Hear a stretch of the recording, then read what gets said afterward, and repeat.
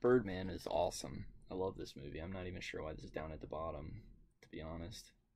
Slipped through the cracks. Michael Keaton is great in this movie, and Edward Norton. I like Edward Norton a lot. But yeah, if you haven't seen Birdman, it's really worth a watch. I kind of hope that they make a like a sequel to it or something, kind of like an offshoot. It would be interesting to see. I'm definitely moving that one up. I haven't watched it in a while. Now this is one of those guilty pleasure movies starring Michael J. White and John Leguizamo. Spawn. This was like crack when I was a kid. You know, it's like, oh fuck yeah, Spawn, man. Look at all like his hell powers and stuff, and being able to mold the cape into like the side of the wall, and seeing like the green holes in his body kind of reminded me of like Terminator, like the T-1000 when he gets shot, but instead it was like hell energy coming out.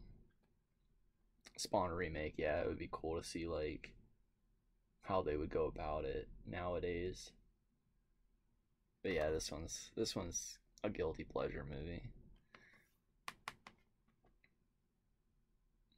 I'm trying to think of who I would like to see be Spawn. I mean, Michael J. White could easily come back and do it again. Like I think he could. But it would be interesting to see who they would choose now to be Spawn. I don't know. That'd be a fun one to revisit. Deadpool. This one, yeah, it's another one why I'm not too sure it's at the why it's at the bottom.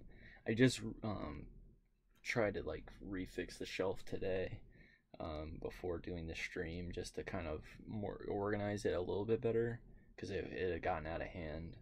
But I feel like, I wouldn't watch it again anytime soon. But I love Deadpool. The movie's good. It's a great movie. I like the second one better. Well, I like the second one probably equally as good, but I like Cable, as well as Deadpool. So it's cool seeing both of them in. There's a lot of good stuff in both movies. So it's not a bottom shelf movie, but it's on my bottom shelf. Misery.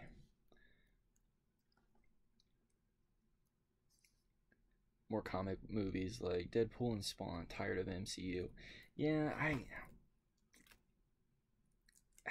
I haven't actually watched any of the Avenger movies, and I just really have no interest in seeing them.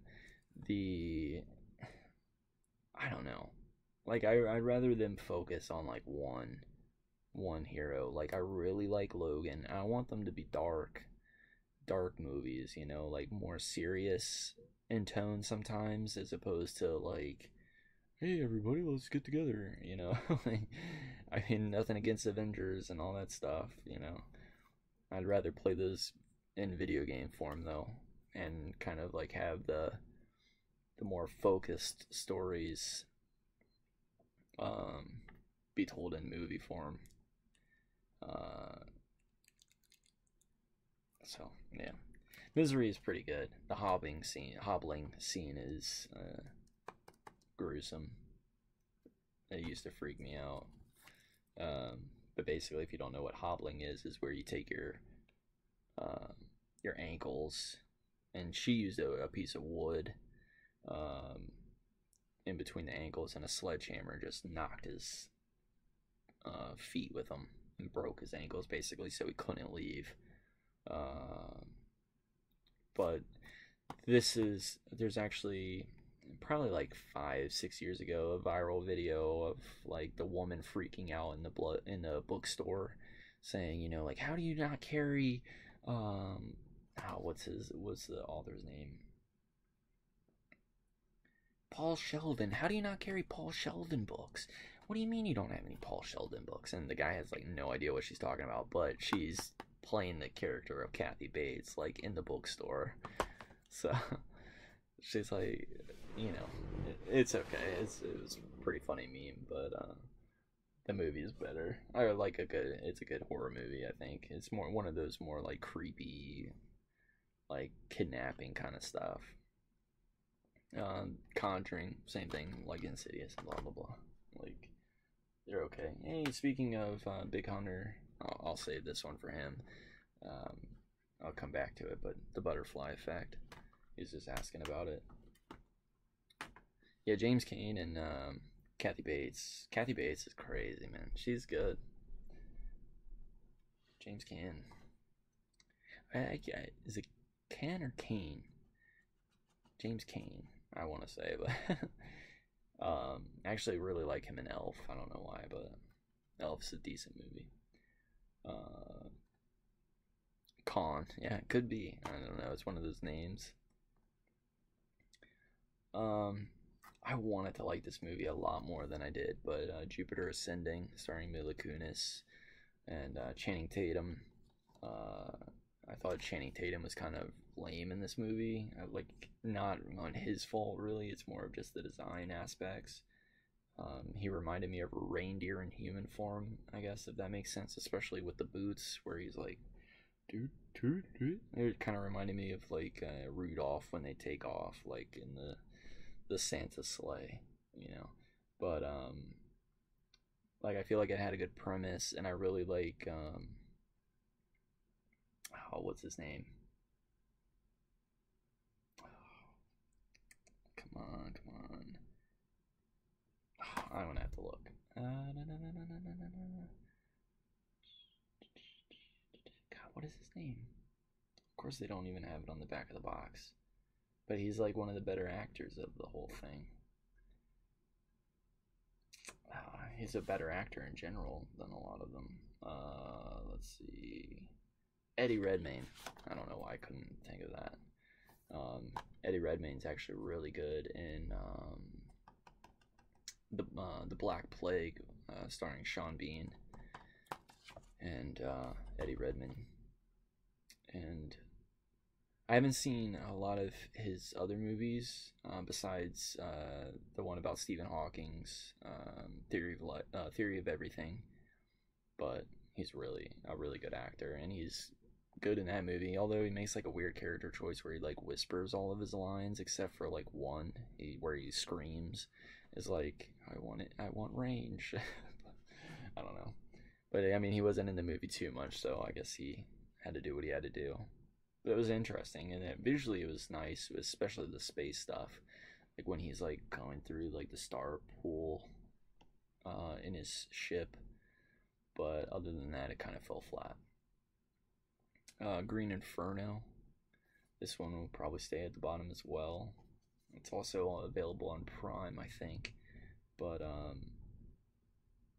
if you want to see a better cannibal movie, I would recommend Cannibal Holocaust. But Green Inferno is okay. I mean, it's got some good stuff, good scenes in it, pretty decent gore if you're into gore. But yeah, it's overall not too bad. But I like the better told version of this. I would think is Cannibal Holocaust from like the 70s. I actually haven't seen Ravenous. Let me add that to my list. I've heard of it. I heard it was good. If that is what I'm thinking of, Ravenous.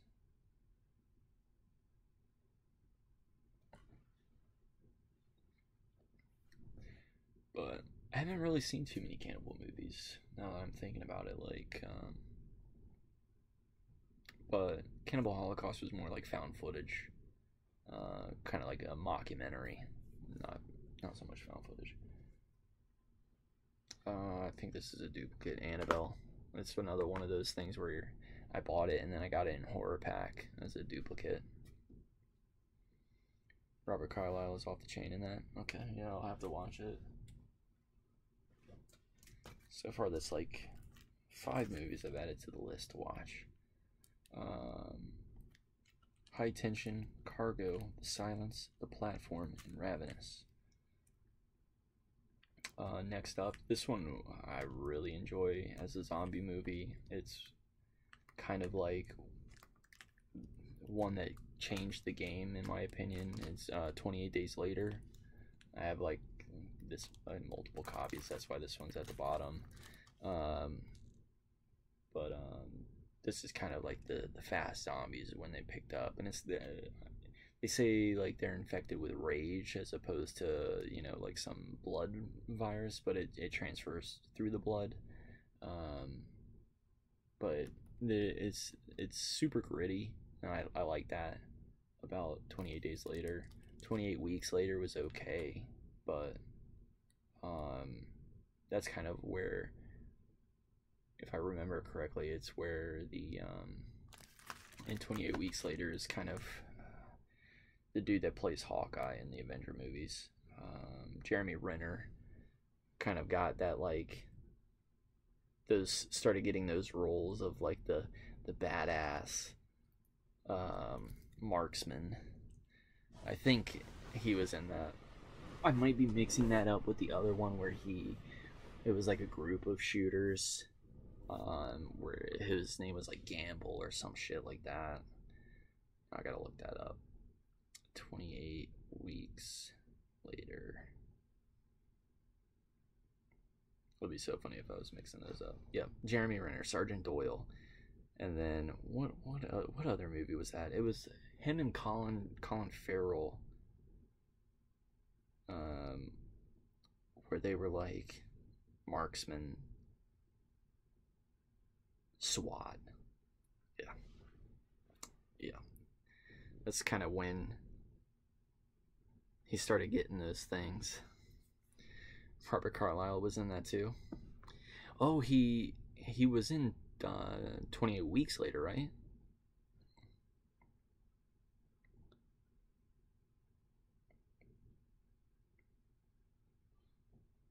Yeah, he played Don. Yeah. What other movie do I like Robert Carlyle in? There was one.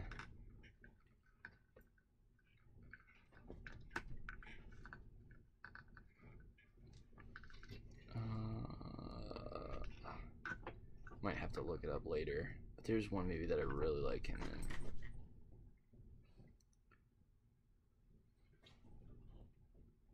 Yeah, I'll have to look it up later. I, Robot. It's kind of like Train Spotting. That's it. That has a great cast in it too. I, Robot.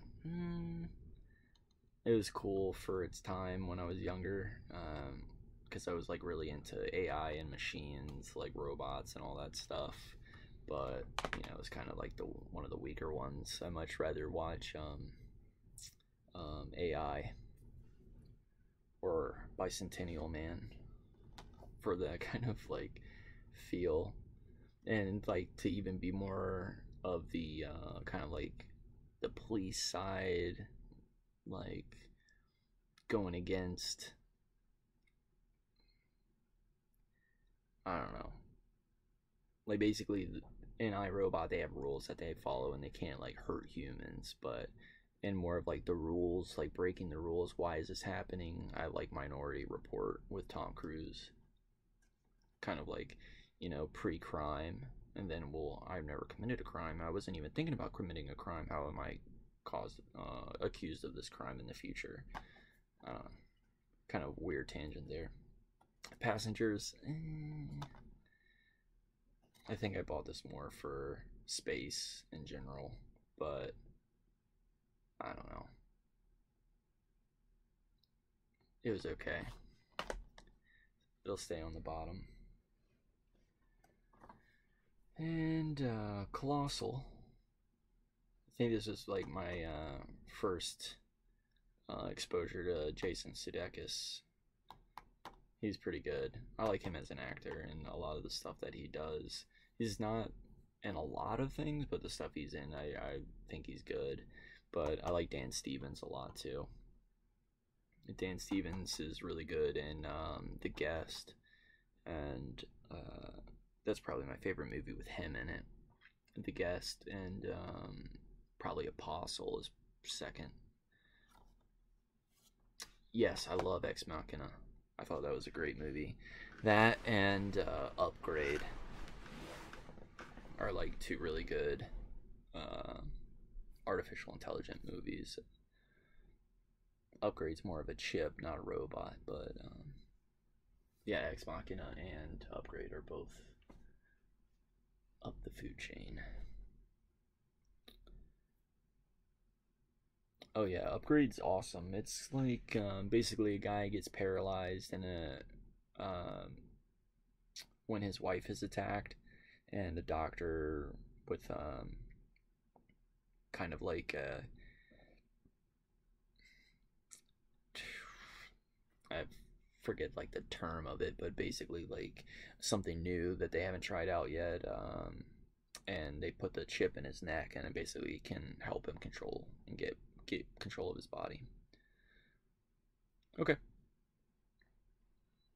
I'll just continue going through. I'm almost done with like a third of the bottom shelf. First, I'll go through these like pretty quickly, and then I'll try to wrap this up in like 2 hours. So I might be dropping these down to like really quick glances.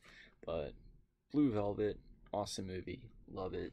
At the bottom because I have multiple copies, including the Criterion Collection, which we talked about earlier. Night Flyers, it's the stories by George R.R. Martin, which is why it even got picked up again in the first place, because it was a movie back in the day. From my understanding, they didn't really do it justice. I never watched it. This only has like 1 or 2 good scenes in it, and I really wanted to watch it because like I like space and science fiction movies, and I believe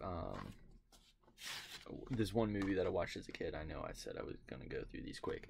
Xenon Girl of the 21st Century, the singer Protozoa, the actor, he's in this as well, and I was shocked so that he was in it. I was like, wow, that guy's still doing stuff. And Imperium, I bought this because they filmed this locally, and there's like a couple people that I know that were either extras, or one actually has like dialogue in it. It's okay. It's more of a Daniel Radcliffe serious side. It's not bad, but once you've seen it, you've seen it, kind of thing. This one is a triple collection. Any Given Sunday, JFK, and Natural Born Killers. Natural Born Killers is what I bought it for, but I wanted to watch JFK, and I haven't seen Any Given Sunday. I'm not really big into the sports, but you know, maybe I'll watch it one day. But I kind of need to move this up for JFK to watch that. So, Fight Club classic. Love this movie. Back in high school when it was released, you know, listening to the soundtrack and like kind of editing my own movies and stuff to like listening to it and having ideas, you know, kind of made me think differently about movies in a way. And I like Brad Pitt and Edward Norton. Well, I like Brad Pitt, and then I liked Edward Norton after this. It kind of like made me go and look for more of his movies, which Edward Norton's a really good actor. Priest and Legion. I think I got this in a horror pack. I think I've only seen Legion. I haven't seen Priest. Probably don't really care to be honest. If I was gonna watch a movie kind of like this, I would rather watch Constantine. Gettysburg. It's okay. It's Civil War. I mean, it's probably one of the better Civil War movies, if I can even think of other ones. I think I bought also Gods and Generals, just to see what it's like compared to this, but you know, watch it once and I'll put it down, even though I know a lot of people like that movie. Sinister, kind of the same thing, although this one's probably one of the better ones of these. producers by Paranormal Activity, stuff like that. Juno, okay, it's good. I bought it when I was younger. It was kind of like the movie to watch with your girlfriend kind of thing. It has some good messages in there. I like Jason Bateman. And I liked Ellen Page because of Hard Candy, which probably one of her best movies is Hard Candy. Okay to watch if you haven't seen it. The Martian, I hate Matt Damon. So, and even before like the whole South Park meme like joke, I guess it wasn't even a meme at that time. I don't even really like The Martian. I just wanted to buy it because I'll give it a chance because it's space sci-fi. But I wasn't really a huge fan of it. This one's a really good movie, Boys in the Hood. I think I put this down at the bottom because it's available for free on Prime, I want to say, when I put it down here. But it's definitely worth buying just to have a copy. Lawrence Fishburne, is really good. Cuba Gooding Jr. Yeah, I mean, I would recommend anybody to watch this movie, Boys in the Hood. Nerve, kind of one of those, like, and just, I don't even know why I bought this, but it was like a truth or dare kind of thing. Not that it was truth or dare, but it has that feel to it. It's not really that great, so it'll stay at the bottom. Drag Me to Hell, I liked Sam Raimi a lot. This movie, a lot of people I don't think get it, and not that I'm like some savant or something for movies, but I do enjoy this movie, and I really think it's underappreciated by a lot of people that might just not get that he's kind of like a comedy horror as well, and they feel like, well, it's just stupid because like it has dumb scenes in it, but and like a lot of times when I talk to people, they mention the scene where she like steps on the door and her eyeball pops out and pops in somebody's mouth, and they just think, well, that's just stupid. But it's Sam Raimi. Pacific Rim was really cool if you like the kind of like Ultraman and stuff like that, which Ultraman is in the steel case, but like mechs, and it's probably the coolest mech movie that I can think of off the top of my head. I never saw the sequel, but I did like this one. It's just once you've kind of seen it, you've seen it. You might throw it on like here once in a while. This one definitely should go on the top, at least higher than the bottom shelf. I'm not sure why it's here, but the Book of Eli is really good. Shout out Froggy Fresh and Krispy Kreme, and Mike. If you have been on the internet for long, you probably know who Krispy Kreme is, but it's a rapper. Denzel Washington, best actor ever. But Book of Eli is fun, and actually the machete fighting style that he uses is kind of like Kali, which is what we used for it's like a Filipino martial arts, which we used when we did Johnny Z. So it's cool.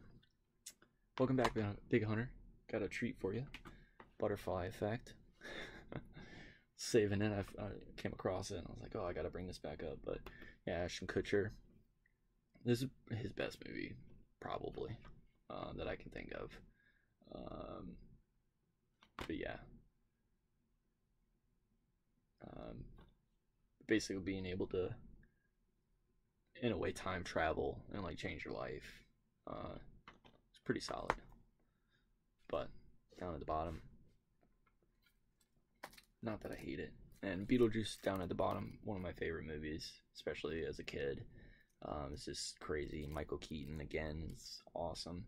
And I actually have a friend whose mom looks like Gina Davis, like exactly like her. It's really creepy.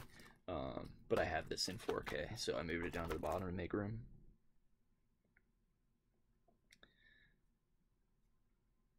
Neon Demon. I don't know why this is down at the bottom, but it's a Nicholas Winding Refn movie, and really, really good. Visually, it's got some great scenes in it. It's about the modeling industry, and it's solid. I'll probably move that back up. I haven't seen it in a while, but I tend to keep Nicholas Winding Refn movies at the top, so I'm not sure why that's down. Road to Perdition is really good too. Tom Hanks is good. Jude Law is especially creepy in this one. But basically he's like back in the 20s or 40s, 20s to 40s, somewhere around there. Yeah, for a while I imagined that movie because no one I ever talked to ever saw that movie. Oh yeah, The Butterfly Effect. Yeah, I haven't seen a lot of people that have seen it either, to be honest. I think it's probably because of Ashton Kutcher. And then like I think he was kind of like at the end of his popularity when that came out, to be honest. That's what I remember. Road to Perdition is pretty good if you like mafia hitman kind of movies. This one's actually really good. I kind of want to talk about this one later. But Henry, Portrait of a Serial Killer. This almost makes you feel like you shouldn't be watching it because it almost has got that like almost too real, kind of like a snuff film in a way. But you know, obviously it's not. But Michael Rooker's in this, which is he's probably most famous for, well, now I would say Guardians of the Galaxy, but back then, a few years prior to that, Walking Dead. But this is a really good movie. It's very weird. But yeah, this needs to go up. Blade Runner. This one is really, really good. Depending on the version that you watch. And I'm not sure this is the version, to be honest, which might be why it's down here. But I think I have another copy of it somewhere, maybe like a steel case or something. That's why I have it at the bottom. But if you like cyberpunk, sci-fi movies, this one's really solid. And yeah, Rutger Hauer, who plays Batty, he's has like one of the best monologues that I can think of off the top of my head in a movie. Like you can just there's something about it, and him in the rain, and like just the water coming off of him and blood, and knowing that he's about to, you know, pass is like really kind of hits you in a different way. How many movies do I have? Too many.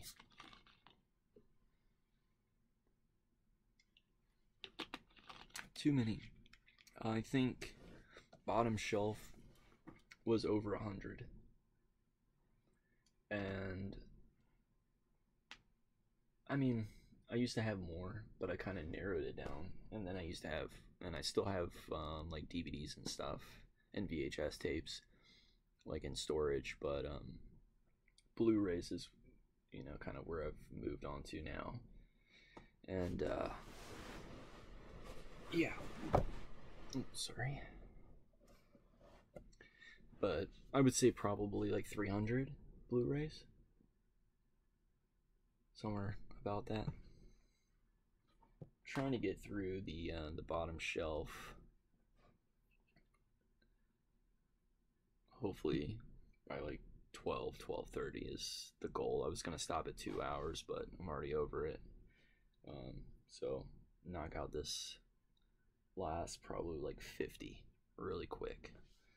West Side Story. I got this because it was one of my friend's favorite movies. But I also really wanted to see it because two actors from Twin Peaks are in this movie. Richard Bamer and Russ Tamblyn are in this movie, and they're so young. It's really weird seeing them in this role as when you come from Twin Peaks. But it's a musical, so a lot of people, you know, might not like it that are watching this, especially since I've talked about like horror movies 90% of it. Maniac is a remake starring Elijah Wood, and it's kind of like I think it's in like 99% first person perspective, and then when you see Elijah Woods, it's in reflections of mirrors and stuff. It's a pretty solid remake. I think I prefer the original. This is something more gritty about it, and I prefer like a grittier look. But this one is solid. Actually, I'll probably move that up because it's been a while since I've seen